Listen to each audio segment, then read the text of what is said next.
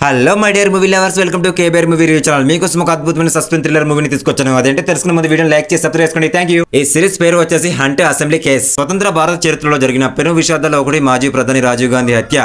అయితే హత్య కేసులో అసలు నిందితులను కేవలం 90 రోజుల్లోనే పట్టుకోవడం అనేది మరో రికార్డు. అలా రాజీవ్ హంతకుల వేట ఎలా సాగిందో కళ్ళ కట్టడానికి ఇప్పుడు the hunt the Rajiv Gandhi assassination case web series వచ్చింది. సోనీ లీవ్ ఓటీటీలో స్ట్రీమింగ్ అవుతుంది. మరి ఈ సిరీస్ ఎలా ఉందో తెలుసుకునే ముందు వీడియోని లైక్ చేసి సబ్స్క్రైబ్ చేసుకోండి. థాంక్యూ. మే 21, 1991 ఈ దేశం మెచ్చిన ప్రధాన మంత్రుల్లో ఒకరైన రాజీవ్ గాంధీని కోల్పోయిన రోజు అది. తమిళనాడులో జరిగిన ఒక ఎన్నికల ప్రచారంలో ఒక ఎల్టీడీ ఉగ్రవాది మానవ బాంబుగా మారి రాజీవ్ గాంధీని హత్య చేస్తుంది. ది హంట్ వెబ్ సిరీస్ కూడా సరిగ్గా అక్కడే మొదలవుతుంది.